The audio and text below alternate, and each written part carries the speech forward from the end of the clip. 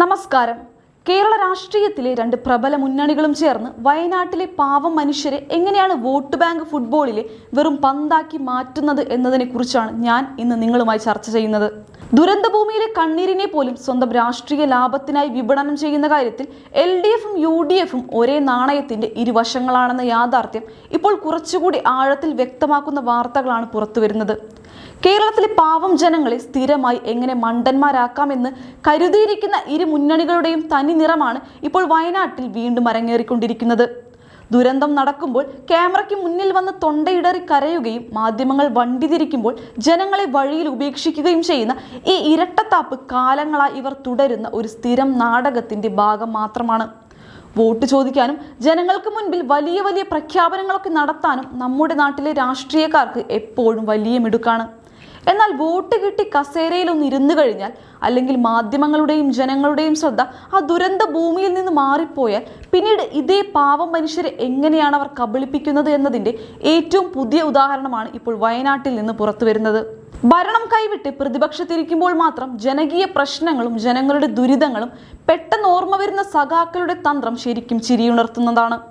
VK Sanoj MLA ഇപ്പോൾ പുതിയ UDF സർക്കാരിനെതിരെ വാളോങ്ങി നിൽക്കുന്നത് കാണുമ്പോൾ ജനങ്ങൾക്ക് അത്ഭുതമല്ല, മറിച്ച് കടുത്ത സഹതാപമാണ് തോന്നുന്നത്. വലിയ വിപ്ലവവും ജനകീയതയും പ്രസംഗിക്കുന്ന ഇവർ അധികാരത്തിലിരുന്നപ്പോൾ എന്താണ് ചെയ്തത് എന്ന് ജനങ്ങൾ മറന്നിട്ടില്ല. DYFI എന്ന തങ്ങളുടെ യുവജന സംഘടന 100 വീടുകൾ നിർമ്മിക്കാൻ വേണ്ടി 20 കോടി രൂപ ജനങ്ങളിൽ നിന്ന് പിരിച്ചെടുത്തു എന്ന് അഭിമാനത്തോടെ വിളിച്ചു പറയുന്ന MLAക്ക് സ്വന്തം മുന്നണി ഭരിച്ച ആ നീണ്ട കാലയളവിൽ എന്തുകൊണ്ട് ഈ നിർമ്മാണം പൂർത്തിയാക്കി ജനങ്ങൾക്ക് നൽകാൻ കഴിഞ്ഞിട്ടില്ല എന്ന ചോദ്യത്തിന് മുന്നിൽ മാത്രം ഉത്തരമില്ല. ജനങ്ങളിൽ നിന്ന് കോടികൾ പിരിച്ചെടുത്തിട്ടും പദ്ധതി പാതി വഴിയിൽ ഇഴഞ്ഞു നീങ്ങിയതിന്റെ യഥാർത്ഥ ഉത്തരവാദിത്തം മുൻ സർക്കാരിന് തന്നെയാണ്. തങ്ങൾ അധികാരത്തിലിരുന്നപ്പോൾ ഉണ്ടായ വീഴ്ചകളും ഇഴച്ചിലുകളും മൂടിവെക്കാൻ വേണ്ടി പുതിയ സർക്കാരിന്റെ തലയിൽ എല്ലാ കുറ്റവും കെട്ടിവെച്ച് കൈകഴുകാനാണ് സഖാക്കൾ ഇപ്പോൾ ശ്രമിക്കുന്നത്. ഞങ്ങൾ എല്ലാം സ്വർഗതുല്യമാക്കി, ഭരണം മാറിയപ്പോൾ പുതിയ ആളുകൾ എല്ലാം തകർത്തു, ഈ രീതിയിലുള്ള ക്യാപ്സ്യൂളുകൾ ഇറക്കി ജനങ്ങളെ പറ്റിക്കാൻ നോക്കുന്ന ഇവരുടെ രാഷ്ട്രീയ തന്ത്രം വളരെ പഴയതാണ്. വോട്ട് ചോദിക്കാൻ വേണ്ടി വിപ്ലവ പ്രസംഗങ്ങളും വലിയ വലിയ വാഗ്ദാനങ്ങളുമൊക്കെ നൽകുകയും അധികാരം കിട്ടിക്കഴിയുമ്പോൾ ജനങ്ങളെ വിഡ്ഢികളാക്കുന്ന തരത്തിൽ പെരുമാറുകയും ചെയ്യുന്ന LDFന്റെ ഈ ഇരട്ടത്താപ്പ് ജനങ്ങൾ കൃത്യമായി തിരിച്ചറിഞ്ഞു കഴിഞ്ഞു. സ്വന്തം പാളയത്തിലെ പാളിച്ചകൾ ഒളിച്ചു വെക്കാൻ പുതിയ ഭരണാധികാരികൾക്ക് നേരെ വിരൽ ചൂണ്ടുന്ന ഈ വൃത്തികെട്ട രാഷ്ട്രീയ കളി അങ്ങേയറ്റം നാണം കെട്ടതാണ്. മറുവശത്ത് 100-ലധികം സീറ്റുകൾ വാരി നേടി ഭരണം പിടിച്ച UDF ആകട്ടെ കോൺഗ്രസിന്റെ പരമ്പരാഗതമായ ജനദ്രോഹ ശൈലി അണുവിട മാറാതെ കൃത്യമായി തുടർന്നു പോരുന്നു. ദുരന്ത സ്ഥലങ്ങളിൽ ഓടിയെത്തി വലിയ പാക്കേജുകൾ പ്രഖ്യാപിച്ച് ദുരിതബാധിതർക്ക് വീട് നൽകുമെന്ന് പറഞ്ഞ് ക്യാമറയ്ക്ക് മുന്നിൽ ഫോട്ടോയ്ക്ക് പോസ്റ്റ് ചെയ്ത് പിന്നീട് മുങ്ങുന്നതിൽ കോൺഗ്രസ് നേതാക്കൾ പണ്ടേ പ്രശസ്തരാണല്ലോ. വയനാട്ടിലെ പുനരധിവാസ കേന്ദ്രത്തിൽ നിന്ന് നിർമ്മാണ പ്രവർത്തനങ്ങൾക്ക് വേണ്ടി കൃത്യമായി ദൈനംദിന മേൽനോട്ടം വഹിച്ചിരുന്ന കിഫ്കോൺ ഉദ്യോഗസ്ഥരെ മുഴുവൻ ഒരൊറ്റ രാത്രി കൊണ്ട് ദുരൂഹ സാഹചര്യത്തിൽ പിൻവലിച്ച പുതിയ UDF സർക്കാരിന്റെ നടപടി തികച്ചും ജനവിരുദ്ധമാണ്. പ്രൊജക്ട് മാനേജറും ക്വാളിറ്റി കൺട്രോൾ വിഭാഗവും എഞ്ചിനീയർമാരും സൈറ്റ് സൂപ്പർവൈസർമാരും ഇല്ലാതെ ഒരു വലിയ ടൗൺഷിപ്പ് പദ്ധതി എങ്ങനെ പൂർത്തിയാക്കുമെന്ന് ചിന്തിക്കാനുള്ള സാമാന്യ ബുദ്ധി പോലും പുതിയ ഭരണാധികാരികൾ കാണിക്കുന്നില്ല. ചീഫ് ഓപ്പറേറ്റിംഗ് ഓഫീസറെ മാറ്റിയിട്ട് മാസങ്ങൾ കഴിഞ്ഞിട്ടും പകരം ഉദ്യോഗസ്ഥരെ നിയമിക്കാൻ പുതിയ സർക്കാർ തയ്യാറാകാത്തത് ഈ പദ്ധതിയെ ബോധപൂർവം തകർക്കാനുള്ള ശ്രമത്തിന്റെ ഭാഗമാണ്. അധികാരം കിട്ടിയതോടെ വയനാട്ടിലെ പാവം മനുഷ്യരോട് യാതൊരു പ്രതിബദ്ധതയുമില്ലാത്ത രീതിയിലാണ് UDF പെരുമാറുന്നത്.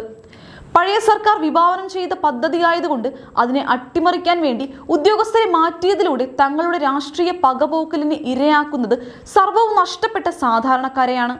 തങ്ങൾ ജനങ്ങൾക്ക് നൽകിയ വാഗ്ദാനങ്ങൾ എവിടെയെങ്കിലും പാലിച്ചിട്ടുണ്ടോ എന്ന് ചോദിച്ചാൽ ഇല്ല എന്ന് തന്നെയാണ് ഉത്തരം.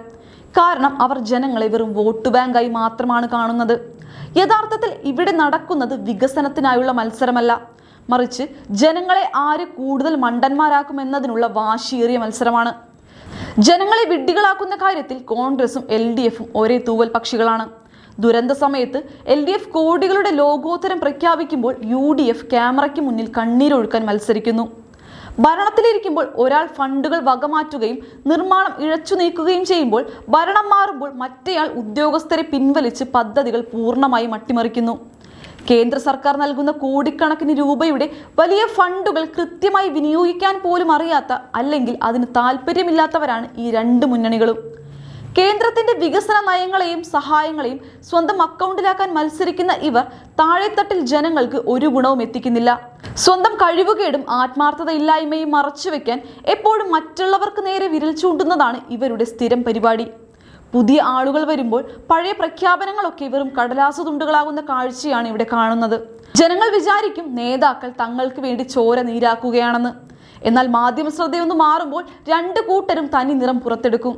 ക്യാമ്പുകളിലും വീടുകളിലുമൊക്കെ സ്വന്തമായൊരു മേൽക്കൂരയ്ക്കായി ആശങ്കയോടെ കാത്തിരിക്കുന്ന ഉറ്റവരും ഉടയവരും നഷ്ടപ്പെട്ട് സർവവും പ്രകൃതിയെടുത്ത ആ പാവം മനുഷ്യരുടെ കണ്ണീരിന് മുകളിൽ ഇരുമുന്നണികളും ചേർന്ന് നടത്തുന്ന ഈ രാഷ്ട്രീയ ഫുട്ബോൾ കളി കേരളീയ സമൂഹത്തിന് തന്നെ അപമാനമാണ്. കോൺഗ്രസ് പ്രതിപക്ഷത്തിരുന്നപ്പോൾ LDF സർക്കാരിനെതിരെ സമരം ചെയ്തു. ഇപ്പോൾ കോൺഗ്രസ് ഭരണത്തിൽ വന്നപ്പോൾ CPM പുതിയ സർക്കാരിനെതിരെ പ്രസ്താവന ഇറക്കുന്നു. ഈ വൃത്തികെട്ട നാടകത്തിന്റെ ലക്ഷ്യം വോട്ട് ബാങ്ക് സുരക്ഷിതമാക്കുക എന്ന് മാത്രമാണ്. ജനങ്ങളുടെ നികുതിപ്പണവും ദുരിതാശ്വാസ നിധിയും വെച്ച് ഇത്തരത്തിൽ പ്രഹസനം നടത്താൻ ഇവർക്ക് എങ്ങനെ സാധിക്കുന്നു? രണ്ട് മുന്നണികളും അധികാരം ആസ്വദിക്കാൻ വേണ്ടി ജനങ്ങളെ ബലി നൽകുകയാണ്. തങ്ങളുടെ രാഷ്ട്രീയ താല്പര്യങ്ങൾക്ക് വേണ്ടി ഒരു ജനതയുടെ പുനരധിവാസം നീണ്ടുപോകാൻ പാടില്ല. സ്വന്തം പരാജയങ്ങൾ മറയ്ക്കാൻ വേണ്ടി പുതിയ സർക്കാരിനെതിരെ വിപ്ലവം പ്രസംഗിക്കുന്ന സഖാക്കളുടെ തനിനിറവും ഭരണം കിട്ടിയിട്ടും ഒന്നും ചെയ്യാതെ ജനങ്ങളെ വഞ്ചിക്കുന്ന കോൺഗ്രസിന്റെ അനാസ്ഥയും ജനങ്ങൾ പൂർണ്ണമായി മനസ്സിലാക്കിയിട്ടുണ്ട്.